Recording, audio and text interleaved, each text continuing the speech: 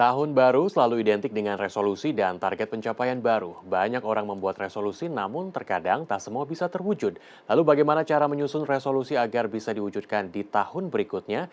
Tips dan trik berikut ini mungkin cocok untuk Anda. Jelang tahun 2023 akan banyak orang, termasuk saya, yang akan membuat resolusi yang mau dicapai di akhir tahun 2023 nanti.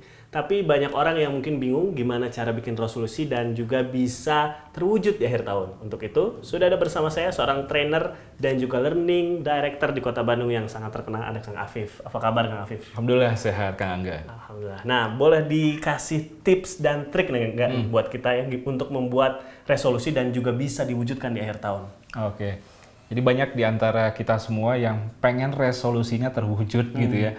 Cuma kok nggak kunjung mewujud nyata. Kenapa? Padahal sudah saya tulis tahun sebelumnya, direncanakan tahun sebelumnya lagi. Mundur terus Makin mundur sama ya. Apa sih yang harus saya lakukan? Oke. Nah, jadi setidaknya ada 5 hal yang bisa kita lakukan untuk mewujudkan resolusi yang bagus ya, yang betul-betul mantep nih bisa kita lakukan secara sederhana. Nah, apa aja itu? Yang pertama yang paling penting adalah evaluasi. Evaluasi dulu. Oke. Evaluasi itu adalah apa yang sudah kita lakukan sebelumnya. Kan pilihannya 2 tuh. Antara yang kalau sudah baik diimprove atau dipertahankan. Kalau memang buruk ya ditinggalkan. Gitu ya, termasuk kebiasaan buruk ya. Kita harus tinggalkan. Kemudian yang kedua, baru kita bikin targetnya. Nah, banyak di antara kita itu yang bikin target tuh nggak spesifik. Harus spesifik Harus berarti. spesifik. Saya pengen tahun depan lebih produktif pengen lebih sehat, pengen lebih kaya, pengen lebih sukses. Nggak jelas. Masih terlalu general gitu ya. Terlalu general dan susah bayanginnya gitu ya. Makanya kita buat lebih spesifik, lebih terukur. Contoh misalnya, saya pengen bisa baca buku, menuntaskan buku 12 buku di tahun depan. Berarti kan tinggal di breakdown sebulan 1 buku. Satu buku. Karena sudah spesifik Sudah 12 spesifik tadi ya. ya. Saya pengen dapat 100 juta pertama di usaha yang sedang saya jalani misalnya. Tinggal breakdown aja, berarti harus punya sales berapa tuh setiap bulan. Itu lebih jelas menurut saya ya. Pengen punya body goals, pengen turun berapa kilo gitu ya dalam 6 bulan.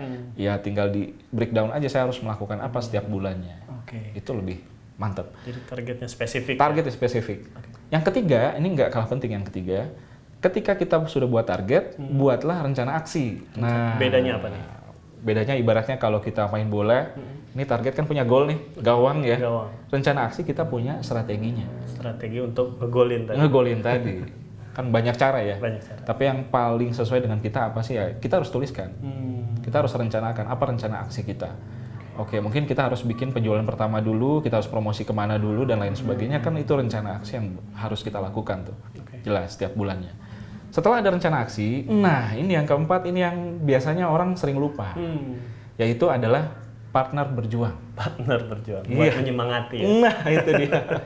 Ketika kita demotivasi, sudah merasa lelah, dan kayaknya aduh pengen berhenti ya. Kan harus ada orang yang ngingetin tuh. Yang mecut kita ya, ibaratnya ya. Untuk bangkit lagi. Itu bisa pasangan kita, suami atau istri kita. Bisa juga mentor kita, coach kita, bisa sahabat kita. Membuat kita itu lebih bertanggung jawab dengan apa yang sudah kita rencanakan. Berarti harus tahu juga ya resolusi kita share ke dia ya. Iya, gitu. Saya pikir sih begitu ya. Tapi tujuannya ya tadi untuk sama-sama mengingatkan. Gitu. Nah, yang kelima, ketika kita sudah punya partner berjuang, jangan lupa monitor setiap pencapaian kita secara konsisten. Misalnya setiap bulan kita monitor nih, pencapaian udah sampai mana. Gitu ya. Apa agak melenceng kan kita harus perbaiki tuh. Adaptasi, perlu di-adjust ya, perlu disesuaikan. Jadi fleksibilitas saya kira ini kunci. Nanti kan banyak tantangan tentu ya dalam mewujudkannya. Nah, kita yang akan lebih fleksibel lah yang justru akan lebih mudah mencapai tujuan kita. Wah, menarik nih Kang. Nah, selain tadi tips dan triknya, ada hal penting apa lagi Kang yang harus kita lakukan supaya terwujud nih semua resolusi kita? Oke, yang pertama adalah kita jangan bikin resolusi itu hal-hal yang di luar kendali kita. Jadi yang harus bisa kita kontrol. Ya, satu.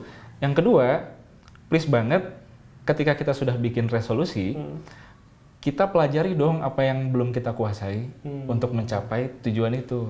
Misalnya saya pengen di panggung ya, punya jam terbang lebih banyak public speaking. Ya harus belajar tentang public speaking. Gitu. Yang ketiga nih, terakhir banget nih. Please banget ketika kita kan tahu persiapan ketemu dengan kesempatan. Persiapan kita yang bikin, kesempatan dikasih siapa?